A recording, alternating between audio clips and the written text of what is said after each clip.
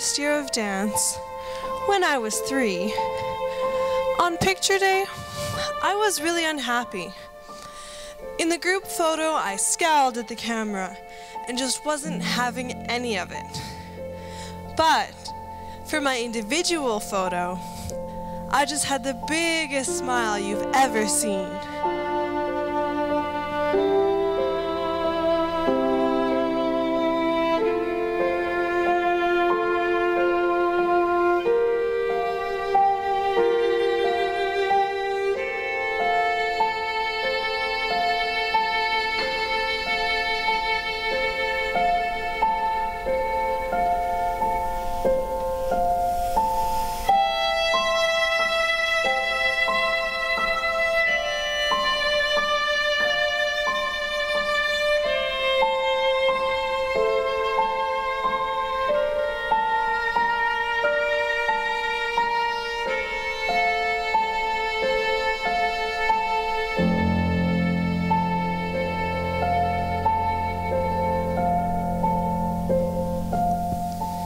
When I was 6, I used to go to daycare. One day, I had dance right after, so I brought my dance clothes with me and put them in the office.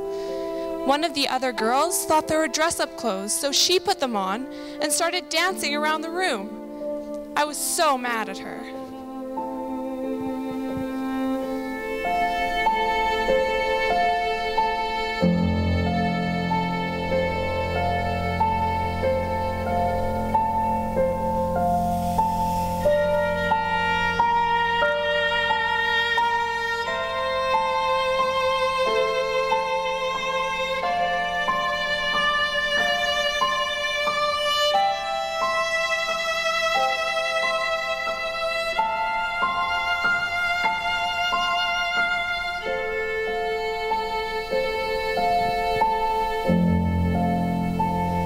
A few years ago, I spent the summer dancing in Banff.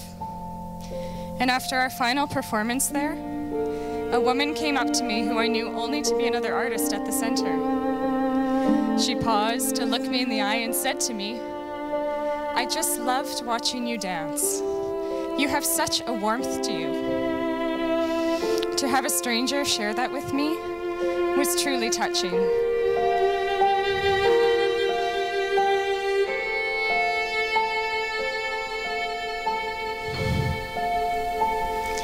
One day, I came to dance, and I was having a really rough day. But I thought, as soon as I started to dance, I'd be able to forget about everything. As I started to dance, I began to cry, so I left to go sit in the hall. When I was in the hall, all the other dancers came to check on me, and it made me feel really safe.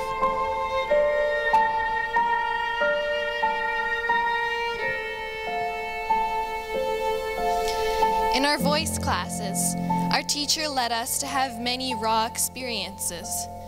They were uncomfortable, but in a good way. One time in particular, she asked us to imagine our perfect world, and many of us thought of those in our lives who had passed away.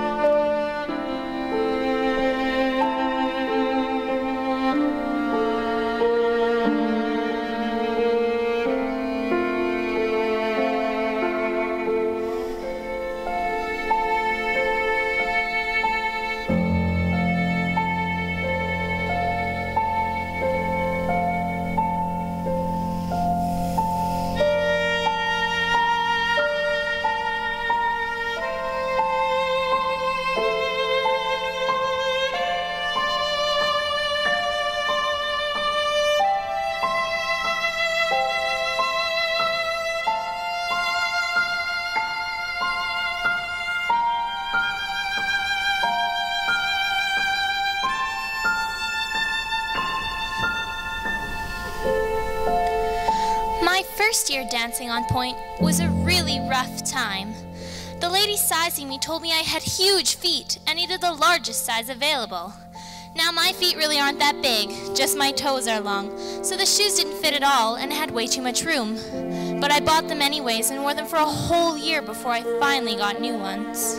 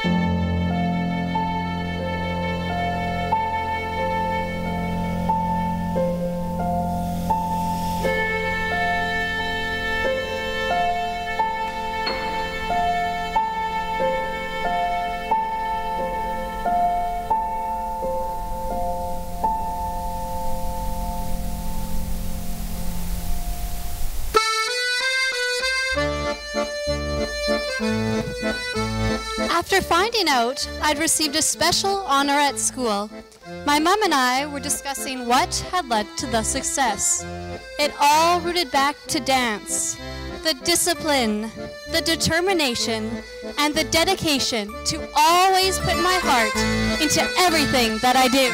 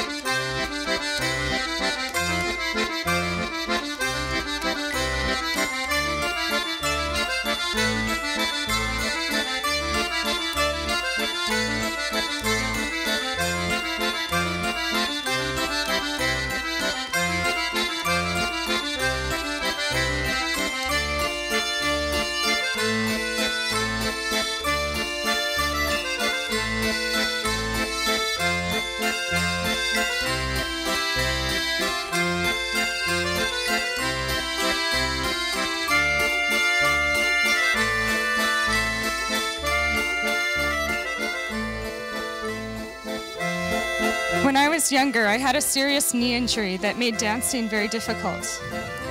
I saw different physiotherapists, massage therapists, and doctors, but no one could figure out what was wrong or how I could deal with the pain. During this time, I went to a dance performance, and I remember just sitting there crying and thinking to myself, I'll never be able to dance like that. But after I had surgery on my knee, I changed my mind. It took years to learn how to do everything all over again, but in the process, I learned to trust my body and to trust myself.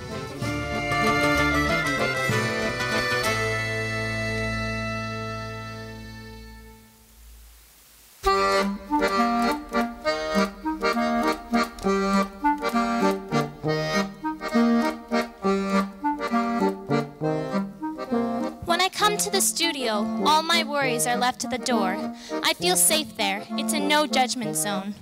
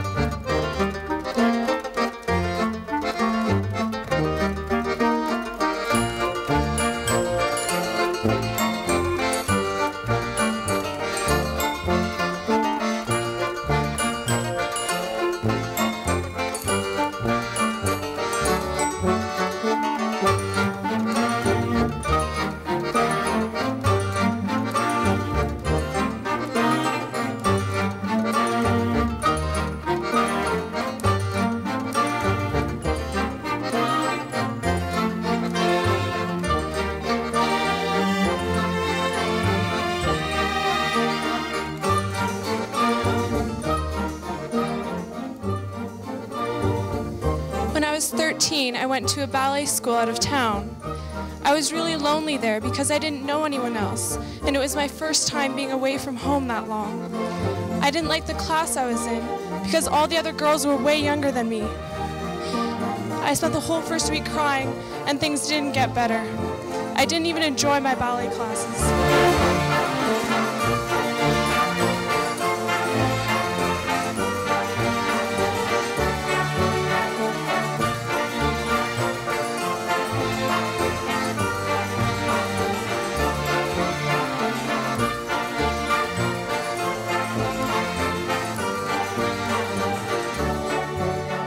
When I think of my growth as a dancer and as a person, I see two parallel, intertwining pathways.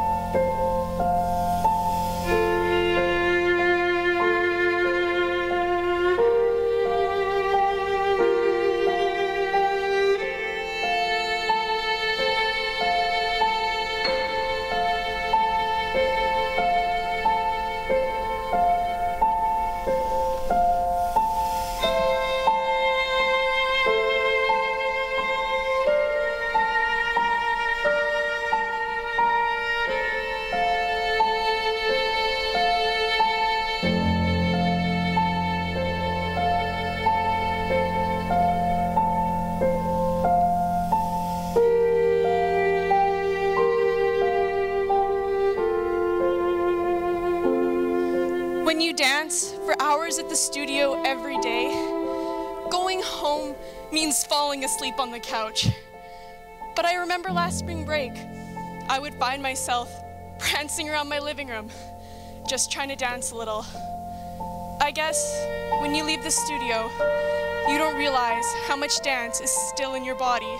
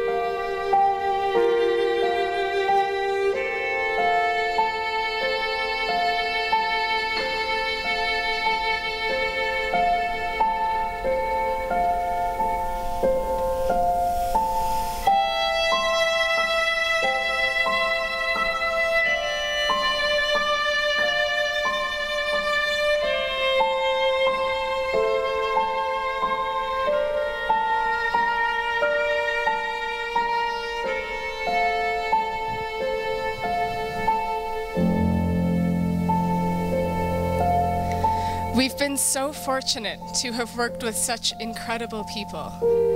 Our teachers and our choreographers have been so positive and so supportive.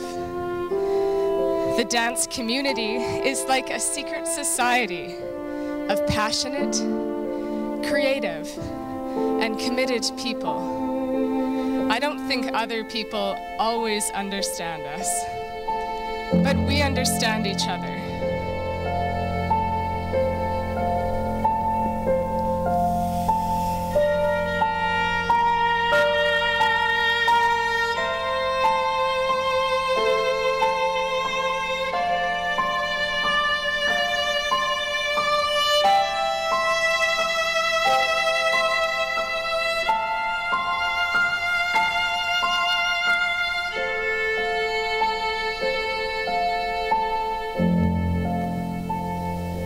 From time to time, the thought has crossed my mind about quitting dance altogether. But I'm so glad that I've kept dancing.